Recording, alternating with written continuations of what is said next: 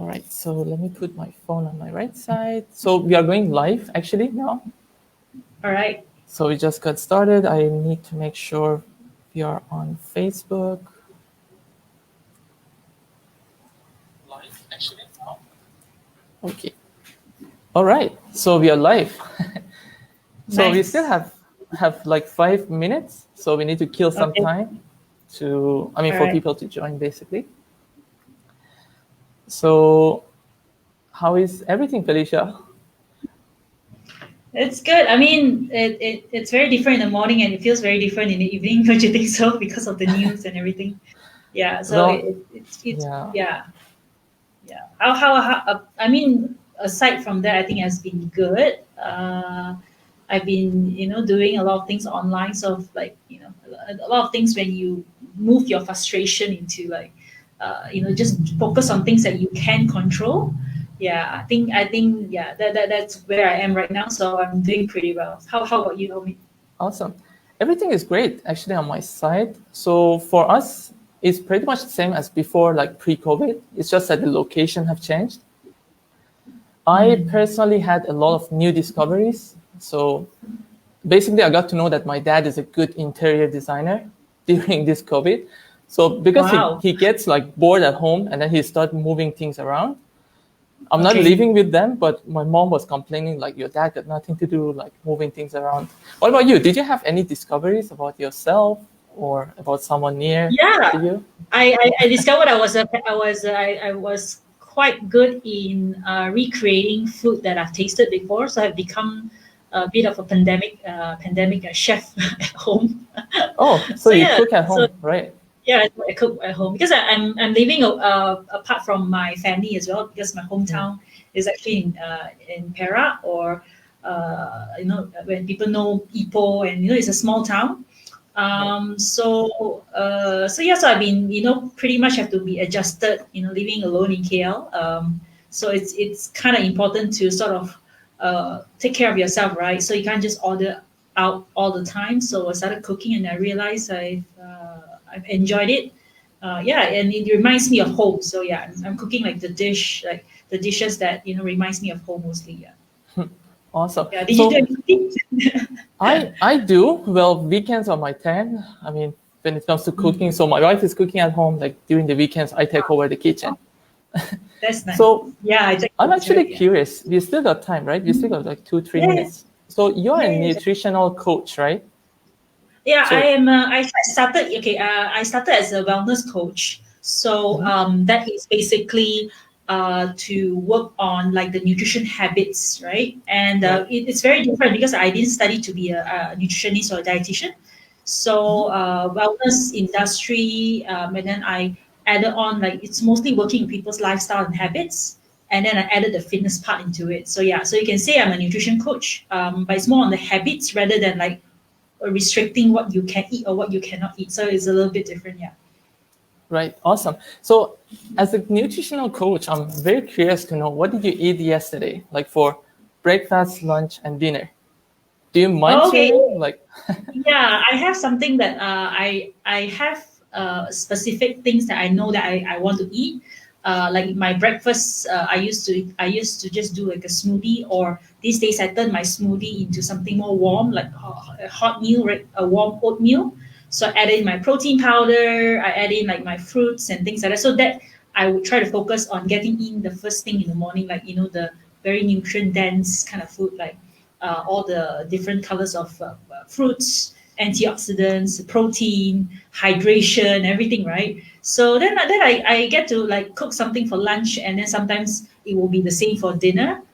So it could be some snacks here and there. I did sneak in a bit of ice cream as well. So yeah, so that's how like they're very normal. Is that as long as you're eating, yeah, that one maybe we can talk a bit later about the myths, right? What people usually think when it's about like healthy eating. Oh, you can't eat this. That is like a cheat meal or whatever, right? So it's actually quite simple, and it's more like intuitive eating. So yeah, so I've used that approach, and I realized with a lot of clients that it's actually better because it's more sustainable. right, right. Awesome. Actually, Vishen Lakiani, I'm not sure if you're Yeah, familiar with him. right. He For has my this method. term. Yeah, from Mind Valley, exactly. He has this Yeah. term of calling food as a, I mean, he look at food as a source of fuel, right? Yes. Yes. That's the kind of mindset that I really respect. I mean, that's one of the good things. Yeah, Yeah, I think that that's very true because I always have this little tagline, which is called like "eat according to your goals," right? right. Everybody is different. You can't say that if a person eating oats, that person is eating healthy. Uh, and you see a person eating, let's say, our favorite nasi lemak, it doesn't mean that they are cheating. You know, they are not taking care of their body, right? So yeah, you're Right, just right. eating for the texture, the flavors. Then of course, essentially, it's fuel for your body and it should complement your lifestyle. Yeah. Right, exactly. Awesome, awesome. All right, so we have some of our audience in. Hi, hey, Audrey. Hi, Lily. Hello, Audrey. Hi, Lily. Okay, great to have you guys. So it's 6 p.m. We can actually officially start. All right. Okay, welcome Excited. everyone. Yes, so welcome to this week's webinar. My name is Omid. I'm going to be your host today. And I cannot listen to some of the value nuggets that Coach Felicia has for us today. So today's show is going to be a bit of about like social media marketing, digital marketing, and a bit of wellness as well, since we have Coach Felicia with us today. So this webinar is a part of Next Academy initiative. So every week we talk about like social media, digital marketing, entrepreneurship, and all those good stuff. So if this is your first time joining us, make sure you like the page, Next Academy, and you can also check out our past webinars at nextacademy.com/webinars. Actually, I'm gonna put it down there if anyone is keen to check out our previous webinars.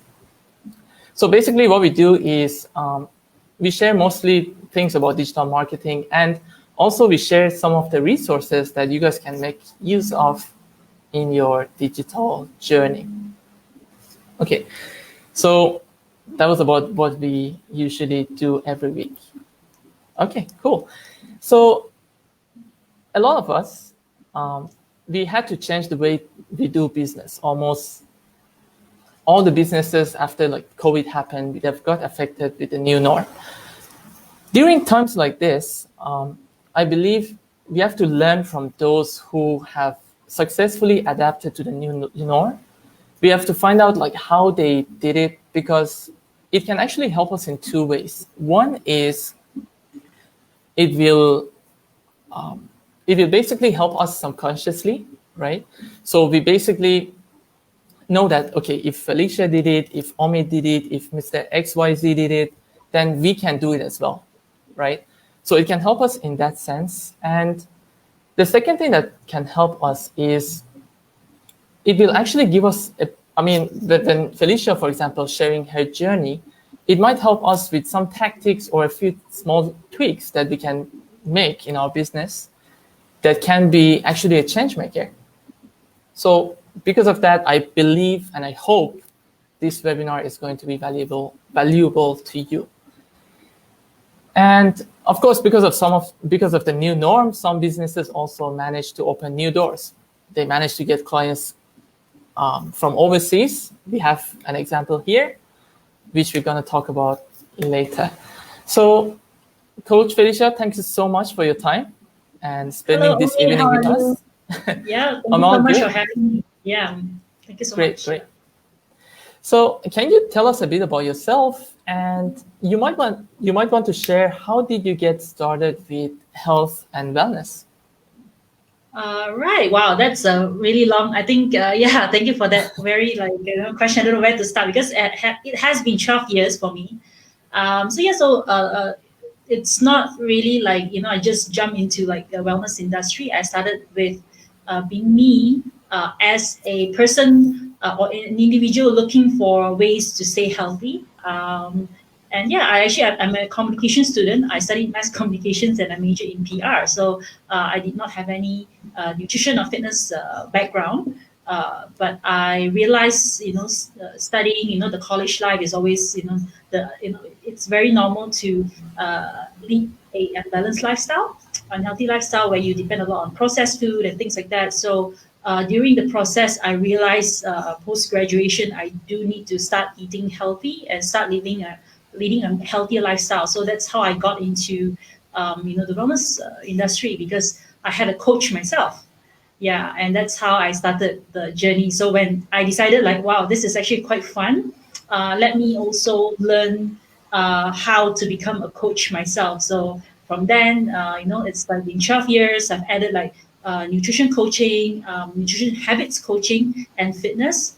So my mission or my tagline will always be helping individuals to develop a good relationship with their body via food and fitness. So yeah, so that's a little bit about how I got started. Awesome. Awesome. So did you have any aha moment, the moment that you felt like, okay, this is the time for me to become a coach? Or slowly you became a coach? Like, Yeah, I think yeah, that's a really good question. Maybe it was like you can say it's like a calling, right? But yeah, when I first lost, I think I myself lost weight, so I lost 8 kg. I remember I was feeling happy, and then then I realized that hey, this could be some, and then I enjoyed sharing about my healthy eating or my exercises and things like that with friends. And my family generally is like pretty much health conscious, so I'm thinking, this could be something that I don't see myself doing a 9 to 5 job. So I kind of like this lifestyle. But I did work for about a year before I actually jumped into like full time into this industry. So I did have a working experience, very short experience, and then I was full time being on my own since then. So yeah, that was the aha moment. The more I work with people, and the more I realize that I really love people, right? In general, helping them to achieve their goals. right. Awesome. Awesome. All right. So you've been a coach for like 12 years now, right? Right. Okay. So, and COVID happened last year in 2020. So let's take you back to March 2020. Okay. For me, I vividly remember what happened when they announced MCO. Okay. The thing is, for me, I was working with my previous company, and at that Okay. time, I remember that the management of that company, they were totally against working from home.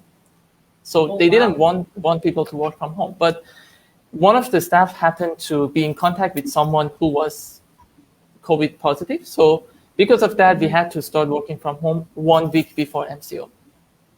So for them, it was a very big change, right?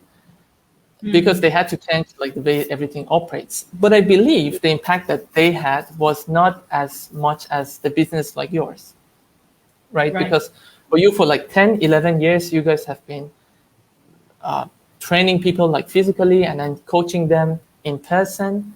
And then suddenly you have to shift everything online, right? Online. Yeah. So, okay, the question of how did COVID happen? Okay, okay, the question is how did COVID impacted your business?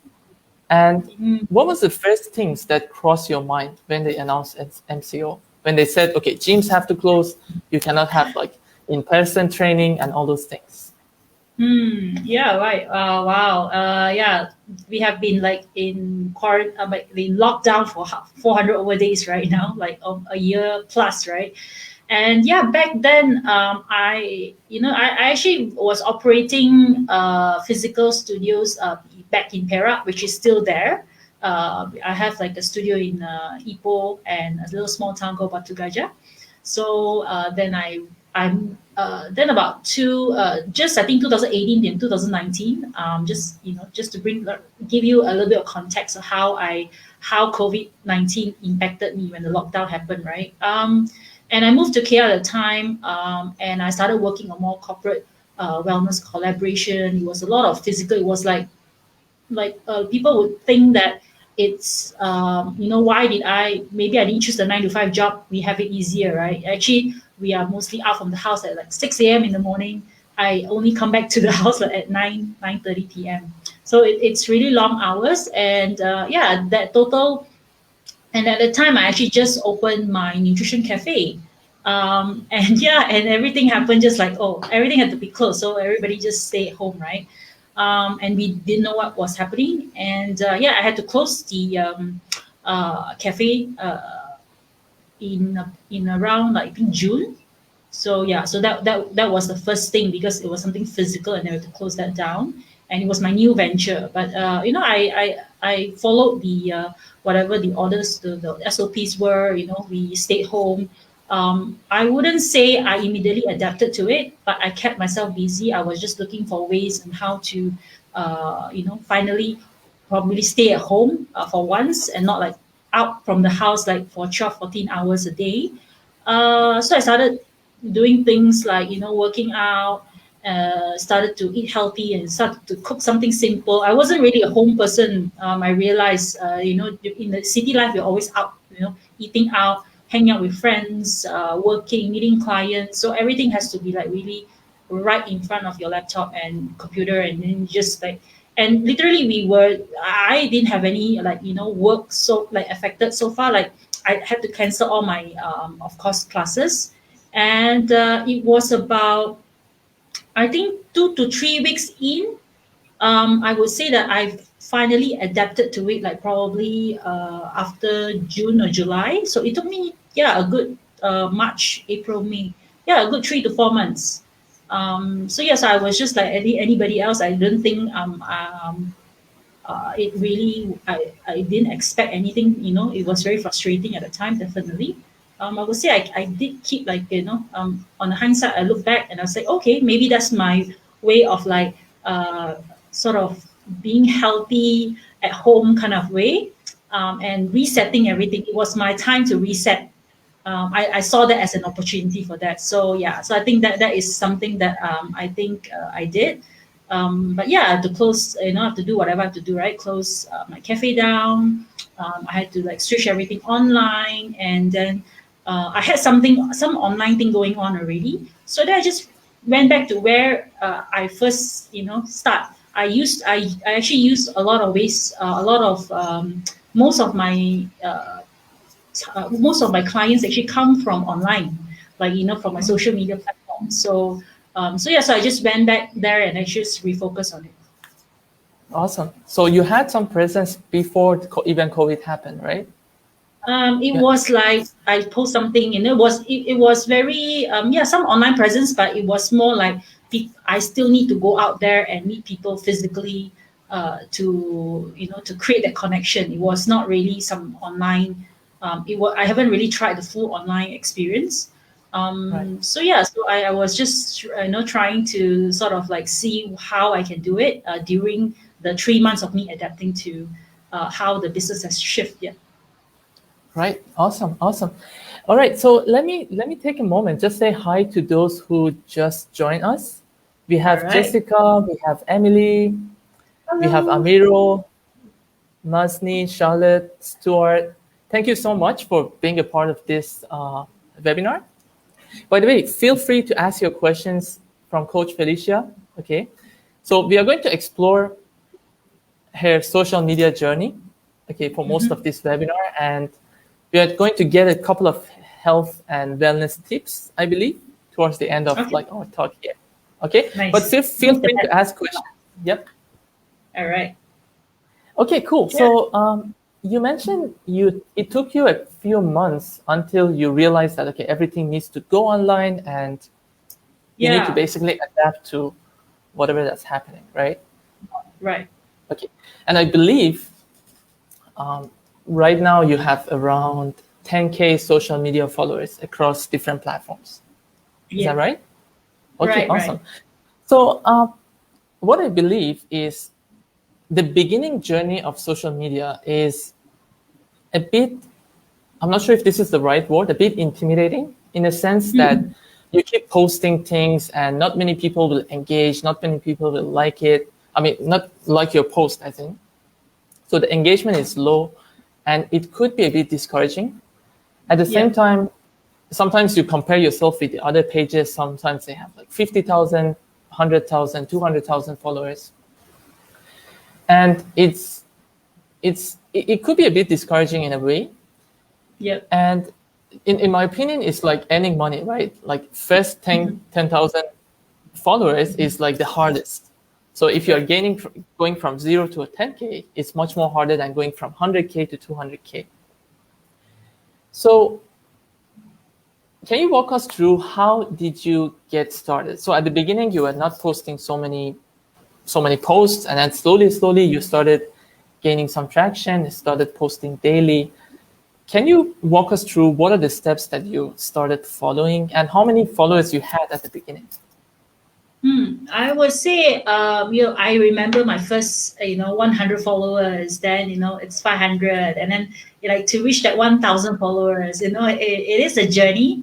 And yeah, I think you brought up such a good point because it's very easy to get intimidated when you're first starting out. Even I came from a traditional background, like a marketing background. Like we go out and like give flyers and we do road shows. I still remember those days, right? Yeah, that was like before, like we were posting on Facebook, and it was definitely before Instagram and all these great platforms that we have now, right? And what I realized is that those experience you cannot really take away, because I think that's really really important, and it's what connects you with your audience, your target audience. It doesn't matter, right? Somebody with a 50,000 followers, they have their own audience, right? And their audience may not be your audience. I think there's enough. If you think about abundance, right? I believe in abundance. You think about in the market, there's enough for everybody. It's really important to know what you're good at, what your strengths are, and yeah, you have to know your niche, because for me, like back in 2017, I was really experimenting or diversifying, so to speak, into like corporate wellness, and yeah, I found myself, it fits my personality and my values. I'm always a little bit more on the corporate side of things, in terms of like maybe from dressing or understanding the culture, because I work a lot with the Malay community, for example. Like, we know Malaysians, a big demographic is, our Malay community, right? And yeah, so I don't see myself having to put myself out there in probably like if I'm wearing something, I'm always like very like I am concerned, because it's respecting other people, understanding other people's culture. And then again, we are in Asia, so what works in the Western culture may not be able to be the same here. So I just work on that. I just believe in my own strength, and I know that the power of probably the command of language. In English, in Bahasa, I think my Bahasa is better than my Mandarin. So yeah, so I know you kind of have to know. Like for example, if those who are listening out there, it's like you kind of have to know where your strengths are. And I've gotten feedback from people, from clients, from prospects, and from like my friends in the industry. It's really important to have always like a sounding board with your friends in the industry, as well as the people around you. It's an ecosystem, right? You cannot survive on your own. So yeah, that one we will go in a bit later about the communities online, right? Yeah. So yeah, realize that you have to know your strengths, and you have to know your weaknesses, of course, and yeah, work around there, and increase, and you will stand out naturally, automatically, when you put yourself in a way that you're not trying to be someone you're not. So yeah, I think that is what really was for me. And yeah, of course, we talk about thousands of followers compared to like you're just starting. I believe in like giving out the message, and yeah, and it's also try and error. There's nothing wrong if you have one person liking your post, and you may only have one person viewing. Yeah, I want to share with you also, or with everybody who's watching. I actually was a little bit camera shy, because like physical offline I can be all right, but I was always a little bit shy like on camera. So what happened is that during the early on, like in March, April, right, I started going online for 21 days. Like I was really on, like every morning at 10 a.m. I would just appear online on my Facebook, and I would just be talking about how I'm dealing with the pandemic, how to eat healthy, what to do, how do you stay safe, and things like that. And yeah, so those 21 days of doing it helped me to where I am today, because from there I started to grow and to think about a bit more on the business side of things. Like for like I used to just okay, let's just put something as simple as like my phone, and to having a proper tool, upgrading the mic, upgrading the camera. So those are the things that if we think in a business perspective, we'll always, instead of comparing why other people are doing better than you, then you say, how can I stand out? How can I improve my like virtual experience, the online experience with my potential clients out there? So yeah, so that was my mindset. Awesome. Awesome. Great points.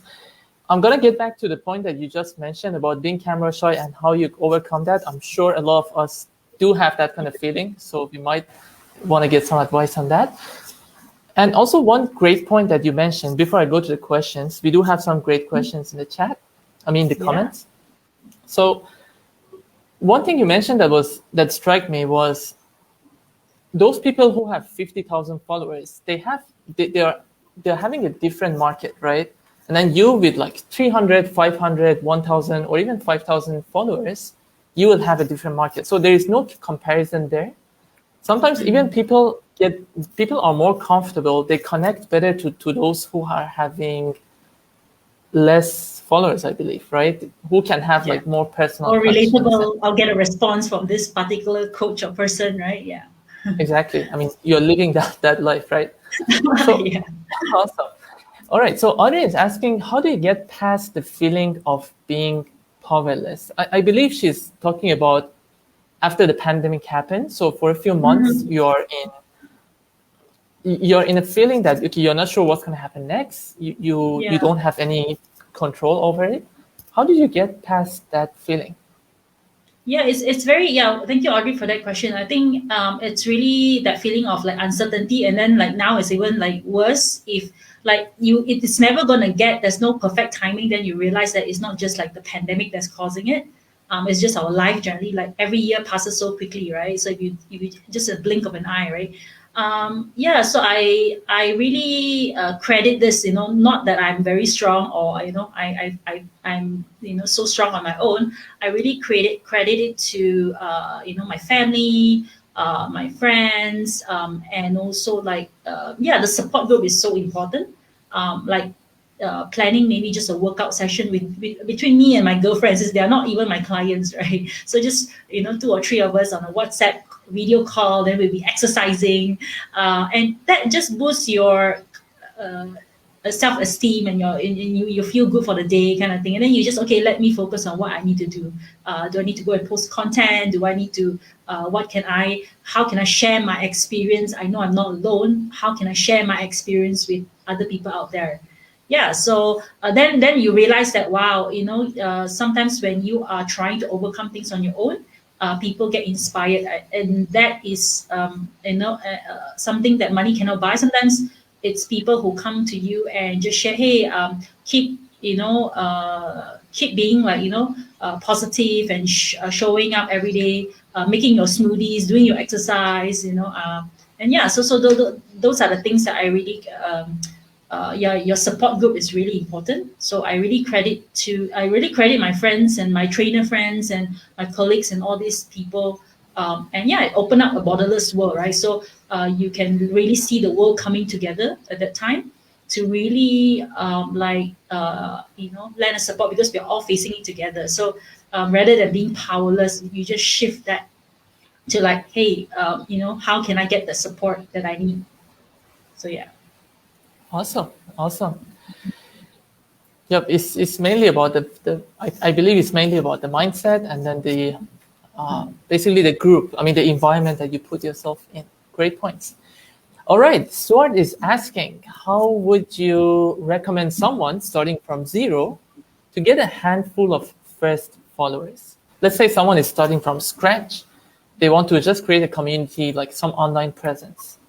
What are your recommendations? I think, regardless of the, Stuart, like regardless of the industry that you're in, it's really important to first know what kind of message that you want to. Who are your clients? Who are you talking to? Right? It doesn't mean that, I have to now show up like Coach Felicia, showing all my workouts and food intake every single day.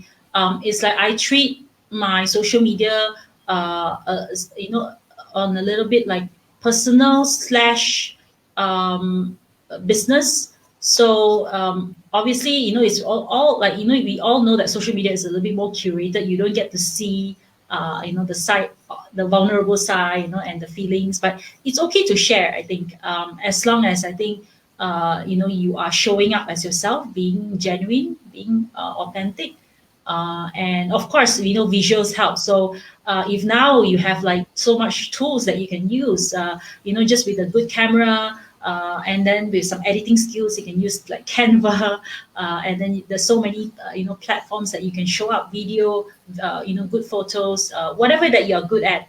And I think people want to see the real you, right? And then you get to show that every be consistent. You don't tell people like, like, you just take for example, like you can see people opening up roadside stalls, right? They're selling their fruits, or they're selling their nasi lemak or their kueh, right? You don't see them opening like today, and then you don't see them closing and then opening like the next week or maybe 2 months time, right? They are there every single day. So I think we on social media, we are online, should take the same mindset, showing up every day. They don't have like a signboard saying that we open what time to what time. People just know that the same Pachi and Machi is going to be there selling, your favorite breakfast, right? So why do we think that online is anything different? It's the same. So it's about knowing who your target audience is, and really showing up, consistently every single day. Awesome. Okay, it's time for you to show up, Stuart. Actually, that's what exactly you did at the beginning, right? You mentioned you start like recording yourself to get over that that uncomfortable feeling of being in front of Yeah. camera. Right. Awesome. Great points. Okay, we do have Stephanie. Does increased Stephanie. number of followers, does it increase, okay, does the increased number of followers translate to increased revenue, or more focus should be put on content? What's your suggestion?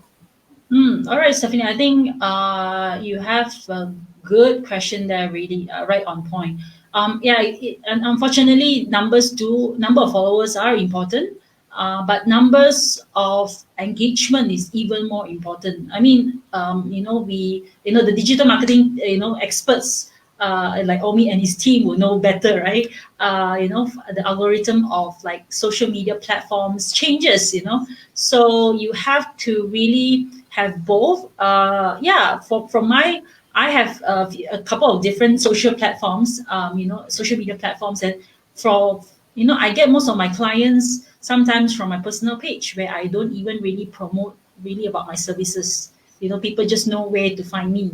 So and it's not like 10,000 of followers, right? So, but of course, if you reach that 10,000 followers, you do get certain perks, like you get the swipe up button, like on Instagram and things like that. So of course, having those numbers help you to sort of like gain confidence from, your prospects. But it's really about the content, because nowadays that we know, saving the content, sharing it, tagging a friend on the post, it's equally important. So yeah, you have to have both to sort of like it complements each other.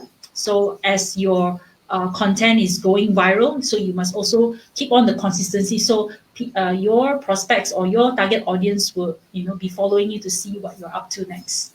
So yeah, I think yeah, you can work on both at the same time. Don't overthink, I think, the content as well. Sometimes a very simple thing, like I remember talking about going to the store and buying eggs after a workout. Like because I was like, I don't even want to like buy and make hard boiled eggs on my own. I just went to the store and bought it instead of the, let's say, curry puffs, or the nasi lemak that I know that it's not according to my meal plan for the day, for example. And that video got saved, got shared, and everything, and some workout videos that I do, like my 1 minute workout videos and things like that. A lot of people save that and share it with their friends. And recently, I did a running indoors, and yeah, a lot of people say, "Wow, I didn't think of that. I should start running indoors." Put on like the YouTube with a view and then start running indoors without a treadmill. example. So you never know how people, from people who will never respond to you, will start talking to you. I think that's the beginning of, the beginning of how followers, you can gain more followers and of course essentially gain more customers. Awesome. Great, great. Okay, we do have a couple of more questions. Audrey is asking, during your 21 days, can you advise everyone how to prepare themselves mentally to be in front of camera? Okay, Audrey, yeah, that's a good question. Yeah, I don't have this like camera and all. I didn't even have a proper lighting. Okay, I did invest in like my first ring light at the time. And mentally I was just like, okay, I'm not selling anything, I'm just coming up to share. And yeah, I remember one of the friends that really tuned in almost every day is like when she was preparing food in the kitchen, lunch for the family. She's like, oh, let me just tune in to what to see what Felicia is talking about, and yeah, she's just a friend, but she would be the one engaging with me during those times. So I'm very thankful to her, and she did see my improvement from like when I first did my first 21 days and until now. And yeah, so the mental. I mean, if let's say you're shy in front of the camera, just like go for it. Like have some sort of key points that you want to talk about. Maybe I see people sharing about their hobby, what they like to do. And yeah, and then nowadays I think people need to feel like they are connecting with somebody. So yeah, if you're showing up and spreading, positivity and good vibes, I think people would tune in and then watch you, and then yeah, and that's how you are using that as like a stepping stone, or yeah, like a stepping stone for more things. But then you can write up a script and all these things. So if you just want to get it out from your system, right, I think you just go for it. Yeah, just be there. Like I set a time, 10 a.m. every single morning. Just show up and talk for 20-30 minutes. Yeah. Awesome. Yeah, I think this is a follow-up question. How long are your sessions? Yeah, I think I kind of like you can tell from the way I speak, right? Sometimes I think I do ramble a little bit. Like I was just like because I'm thinking like I'm sharing, I'm not teaching anybody anything. I will try to engage with I have only like one or two people because at 10 a.m. people are actually working, so I only get like a couple of people, to sort of like engage. So once I kind of have like, I'll say, hi, Melissa, hi, this and hi, that. And then, seeing what they are saying to me. And I try to, figure out like the flow of the conversation and things like that. So yeah, so maybe about 20 to 30 minutes. It's not too long. And actually do have those videos still on my platforms. As embarrassing as it would be, I feel that that's really important because then people that want to view it back again will actually be like liking the post and commenting. So don't worry about not being perfect.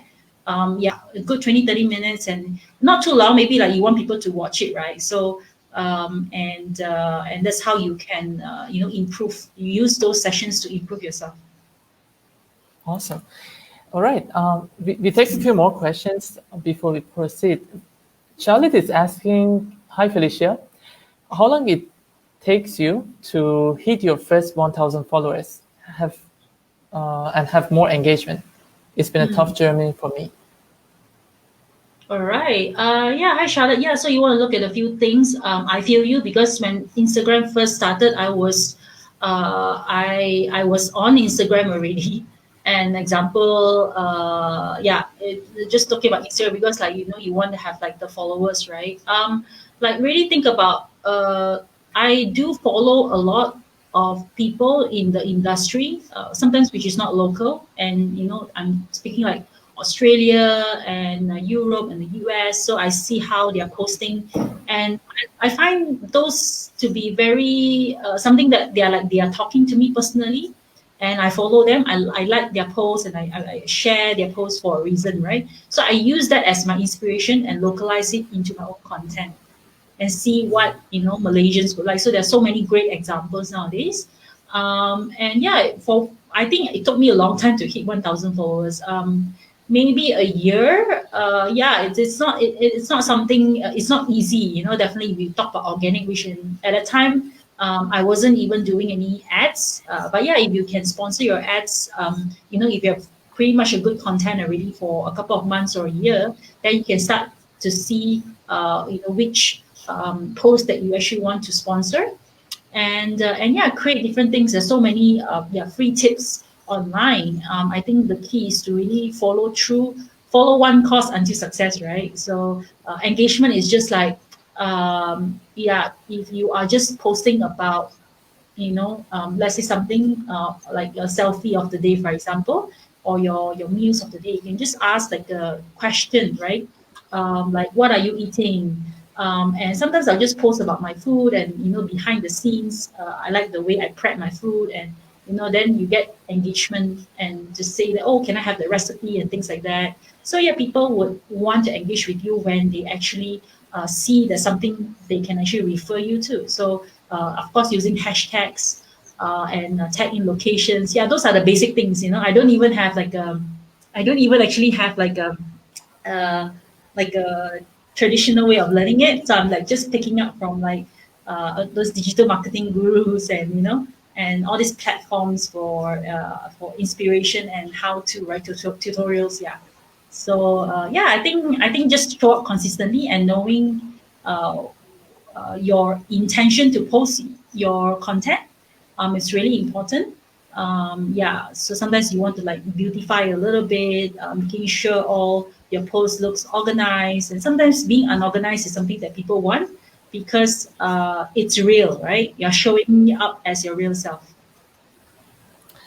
Awesome, great. So Amiron is asking, does the quantity of content matter more than quality? All right. Thank you, Amiro, for the question. I feel it's both. You cannot, sometimes we do have like writer's block. We do have like our, we are kind of stuck, right? Where we don't know what to post. You can't leave it for too long, as well. So quantity does matter, like showing up. Sometimes if you don't do your daily post, you can still be on Insta stories, and try not to be such perfectionist. I mean, I am one as well, so I can totally relate. But yeah, the content is important. And sometimes you hop onto trends, right? Like, what are the things that you can see, like really from social media influencers. They're really good at capturing like what's in trend right now and make it their own. So as long as we keep it, humorous, fun, informational, and also something that people like to like and share and tag their friend. Yeah, look for those kind of posts for inspiration so that you can improve the quality of it. So yeah, quality definitely is important, but quantity, does help because if you only post once a month, then people are not going to see you probably as much as you would want them to be if you're talking about organically, right? Yeah. Yeah. Awesome. So we have one more questions in the comments. Hi Felicia, how do you go about getting brand partnership? Been loving your work. We have some of Oh, your fans here. Rahishan, yeah, she's actually a fellow, like a runner. And yeah, I was coaching like for a team.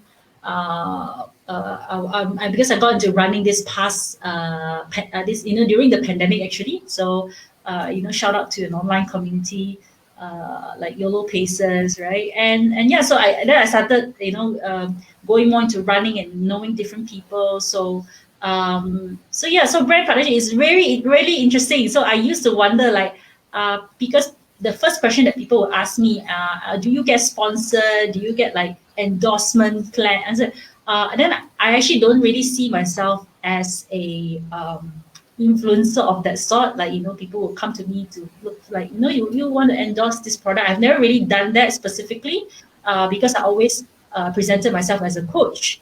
And anything that relates to it, if I want to promote something, usually it's from my own pocket. And also, but during the pandemic, it's very interesting that because I've stayed true to my work, I had like through running, fitness line of academies, running academies and things like that. So I got the opportunity to work with some good brands. I showed up recently on Sports Direct, to share with people about runner's diet and how to pick a good pair of shoes and things like that. So yeah, so those are the opportunities that's really that really happened for me during the pandemic. So yeah, I do not know how I got those, but yeah, it's just doing your work and just showing up. Um, and yeah, and I feel that's the fine line, because okay, if you want to go down the road of like every post is very about selling, about promoting this brand or promoting other brand, then you can go down that road. But for me, because I value my work, because I work directly with clients, so hence why like brand partnership is not my main focus. But it was a joke between me and my friend who is a videographer. Yeah, he told me, yeah, you should be getting all this brand, partnership and things like that. So yeah, so it did happen in an interesting way. So I'm glad to be able to collaborate with them. And I think when you just show up, when you create quality content, so I really salute people who really put in the work to create the content. And the visuals are great, the lighting is great, the investment. Then again, you have to put yourself in a business kind of mindset, and then yeah, you will start getting in the brand partnership if that's what you're looking for. Awesome. I think the key point here is to just putting yourself out there, creating content, be consistent, and things will happen, right? Right. Exactly. Awesome. And I notice you have a strong community presence, right? In fact, even we got to know each other through YOLO Paces, right? Shout out to them. Yeah. YOLO Yeah. Paces Running Club, right? Yeah. So how do you think these community engagements have contributed to your success? Yeah, I would definitely, it has been my way of connecting with people. Yeah, it's very interesting. It started from like hobbies. Like I have met a group of friends that I, wouldn't know unless it was online through a mutual interest, and we traveled overseas together and things like that. And yeah, during the pandemic, I just went back to getting to know people online. Like there's so many things out there, right? Dating, you meet people online. Like if you like running, you have your community. And yeah, and like Audrey found me from like the female founders entrepreneurs group. So I am very active in this because it's something that I am interested in. Not I don't put myself in like I want to sell something in the community, but I just want to see, hey, who is in the market and what are the things that people are doing well that I can learn from, and then perhaps share my experience. And yeah, and I also do volunteering during the pandemic. We are giving out food packs and things like that for community under the Caremongers umbrella. I used to do street feeding, for the homeless. So all these things are all very community based, right? So whether it's offline and online, but online is so powerful. I met a lot of new friends during the pandemic, and most of them we actually haven't met because obviously you have to, keep your, social distancing and everything, right? So yeah, so that has really helped me to uh, get my name out there. Obviously people will ask you, what do you do? And you just show up, right? So, and yeah, we may follow each other on Instagram, and that is really helpful because, or Facebook or whatever it is, that's very helpful because it's not about, intentionally getting clients from there, but it's just like seeing how you can add value to the community, right? So community is about coming together. So I think, yeah, that is for me. I don't see it as a way to sell my services. I'm just there, and yeah, somehow the word will travel, and they know somebody who needs a service or anything like that, something like that. Yeah. Right. Awesome. Okay, so I think like the whole point is to just go out there, and then we need to go with the mindset of contributing to that community, right? Yes. And to be a part of them. And actually, before this video, someone asked me to ask you, does commenting on other people's accounts help for growing engagement, I believe? How often and how should you do it? Do you do that? Like, do you engage with other posts on Instagram and other social medias? Yeah. Definitely. I just stumbled on this post that mentioned about like, don't just go there and say, love your post, great, or just give them a love, right? So they can't really see anything. So a genuine comment, really, if you really enjoyed their post, search for a few posts and, like some of the posts that you really enjoy, you really appreciate, and really take time to give a genuine comment, compliment, or whatever that you find is really good. I think that is real engagement. And yeah, and drop them a DM. I don't think it's wrong. So there is a good way to just instead of just putting like, "Hi, I'm a coach, and if you're looking for personal training, look for me." No, you have to be genuine and say, "Hi, I'm Felicia.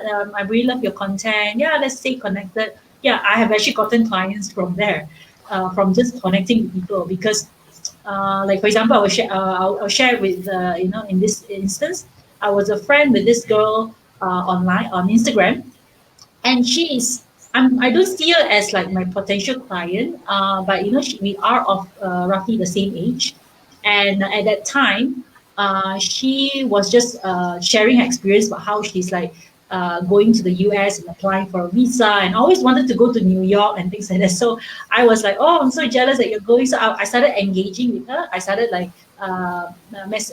commenting on the post, and I actually messaged her. Then I followed her and things like that. And then yeah, I saw all the wonderful travel, journey, and that was like that's it. There was like I didn't say that. Yeah. Then I think a year later when she came back, when she came back from a holiday, and then she would say, "I'm looking for something." Yeah, that was like a year or two later, and then now she's actually a good friend and also a long time client. And yeah, during the pandemic, she actually went for surgery, and she did came to me to have an online class with her to help her to like work on like like a mobility and flexibility as well. So yeah, so you never know who if you do a proper engagement, these customers will these individuals will not only follow you, but they become good friends, and yeah, they may become a client, or they may actually recommend a client to you. So yeah, as long as you're showing up with genuine intentions, I think that's really important. So yeah, that is I hope this a little bit of sharing helps. Yeah.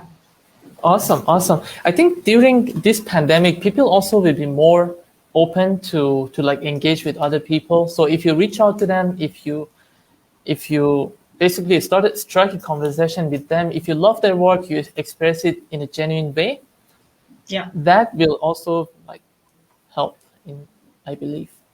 So what would you recommend to people who are just starting out? What would be the top three things that they need to pay attention to when they go online or when they are starting out their social media journey? I think start with what you have. That's number one.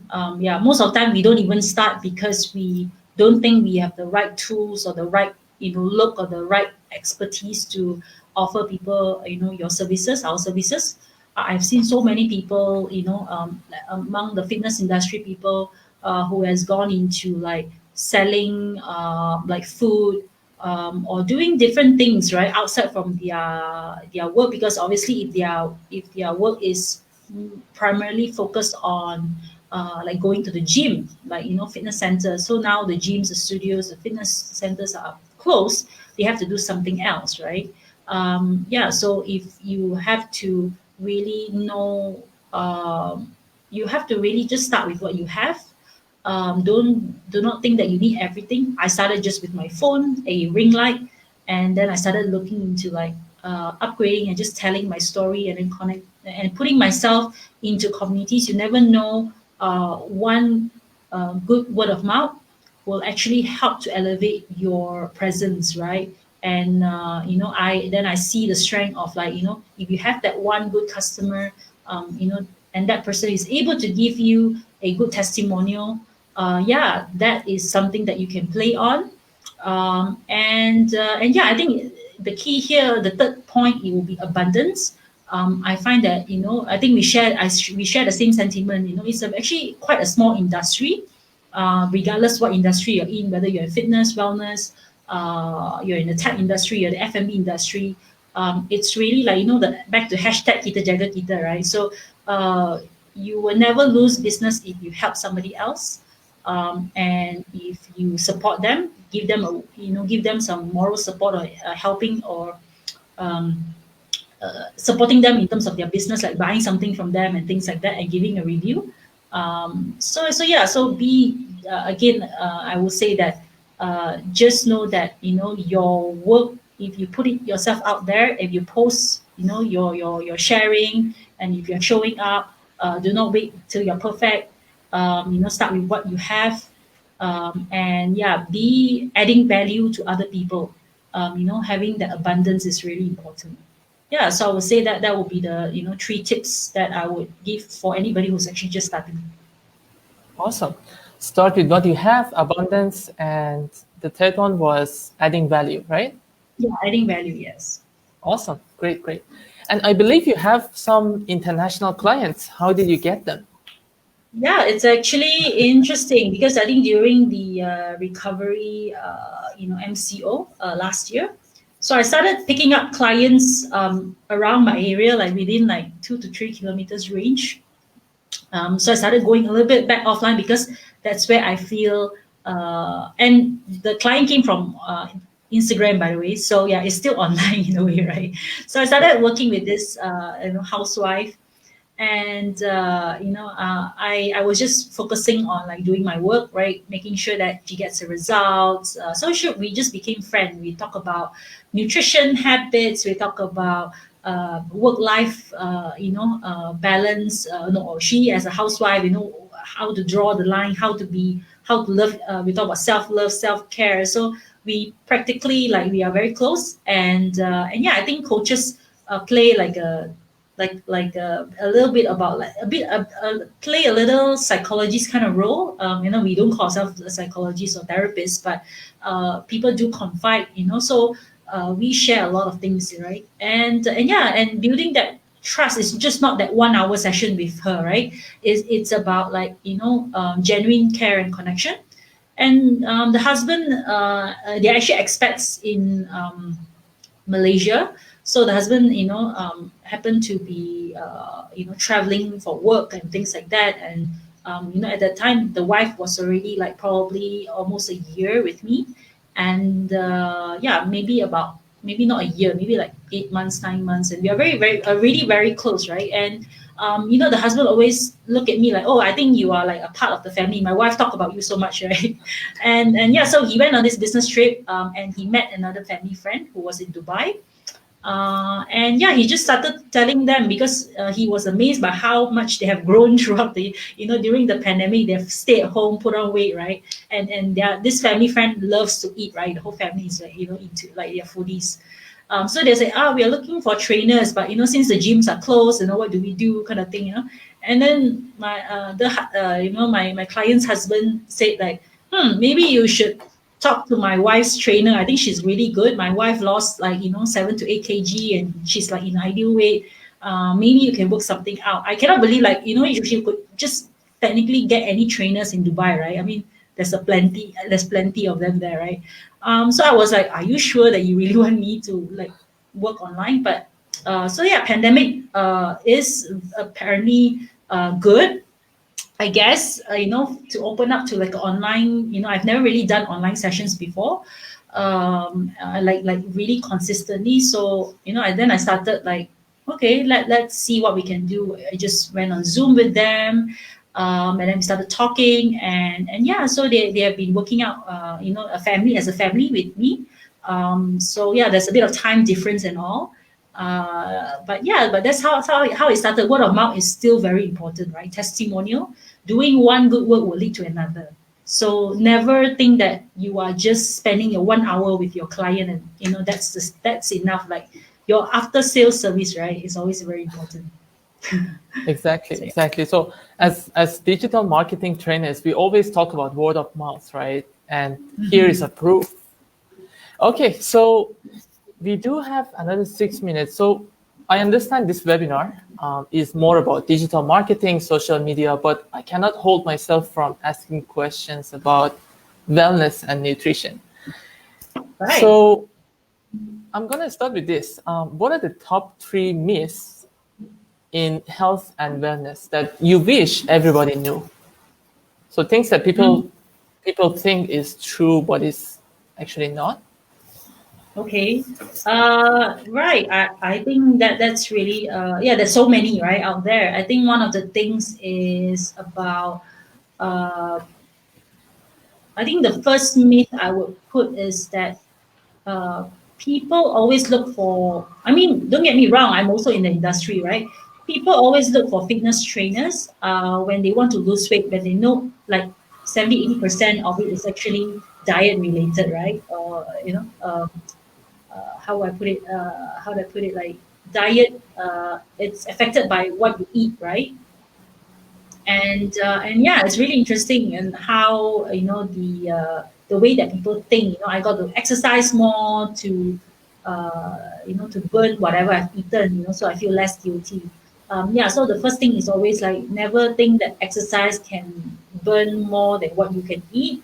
And people just get the whole idea wrong. Like exercise is there to make you strong, make you enjoy, and obviously for mental health reasons, I'm really into mental health as well. So it really helps you to create more endorphins, like hormones, happy hormones for you to feel happy and you can be more productive and things like that. Yeah, so yeah, that's the first myth. Exercise and nutrition, it always comes together.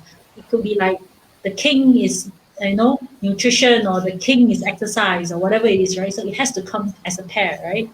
The second myth, I would say that I think a lot of people think that to lose weight or to get healthy, to get fit, to you have to uh, restrict yourself, like in terms of like cutting down your food, going on long hours of fasting. I think every method works, but I would go back to like what method can work for you in the long run. It's not to say that fasting doesn't help. It's not to say that cutting out your carbohydrates doesn't help. Obviously, because you're cutting down your calories, that's why you are losing weight, for example. So I think that's really important to know that restriction is not the way to go. It's really about the holistic and the balance, right? And the third one, because I saw Audrey posting on, how to get abs, right? So what you see on social media, it's not really true. It's very curated. People show up. We talk about all these different lighting and angles. We talk about shredding for that particular photo and going for that competition or to fit into that bikini body or abs or whatever not. You have to understand that a fitness trainer or a fitness person, it doesn't mean that they have to show up in front of you with the six packs, right? I don't show my six packs to get clients. And six packs or with definition and all, it's not wrong. It's really nice to see, definitely, visually, right? But it's also very into like physique and bodybuilding. So that is another goal altogether. They are like going for competition, or they have like certain aesthetic goals that they want to go for, right? So a lot of normal people think that, let's eat like broccoli and chicken breast so that I can get the same six pack, or do like 20 push-ups, or, carry like 40 kg deadlifting. So you don't have to do that if that is not your goal. So you have to match it, right? And then uh, and yeah, that is actually one of the things that I really like to talk about, because I've actually spent a couple of years training older people as well. So do you know anybody who has like your parents or elderly at home, and they need somebody to exercise with them, because obviously they need to strengthen their muscles, keep their lean muscles, make sure they eat right, make sure they get their get moving. And because we do lose muscle after a certain age, and when you lose muscle, you actually lose mobility. So hence why it's really important, to start young. But obviously, if you are older, even more so importantly that you take care. So yeah, so I think it really according to your goals, right? So don't compare yourself with social media. and don't get intimidated, right? Yeah. But if that's what you want, yeah, you have to be on a very strict discipline. Awesome, awesome. Great sharing. Thank you so much, Coach Felicia. By the way, if Yep. you guys are interested in Coach Felicia's teachings and you want to check out her social media, go ahead. That's her Instagram handle, if I'm right. Yeah. Yeah. Yes. Yes. So go ahead, give her your support. And if you are keen to watch our next webinar, because I believe you have another class after this session, right? Yeah, I do. So that's why I want to be on time. Thank you so Oh, no much. worries. So if you guys are keen to watch our next webinars, you guys can check it out there. I will put the link in the chat as well. So do check it out and then like our page too, so that you can get notified for the next webinar. Any last words, Felicia, you want to share with our Yeah. viewers? No, thank you so much, Omid. Yeah, really, you have been such a wonderful interviewer. I have not done like an interview for very long. Like sometimes you just end up like becoming your own, asking your own questions and answering, right? But it's really nice to have somebody to sort of bounce back, and then yeah, you see we are all in need of human connection. So thank you so much for everybody who joined in. Yeah, thank you so much for the shout out. Yeah, sexy fit 24 underscore, right? Yeah, so just like that is actually a place where I actually post all my fitness tips and everything. So yeah, so I'm very glad to be here. Thank you so much for the opportunity, and yeah, looking forward to connect with more people. Yeah. All right, awesome. Okay, thank you guys. Have a good evening. I'll see you guys next week. Bye. Bye bye.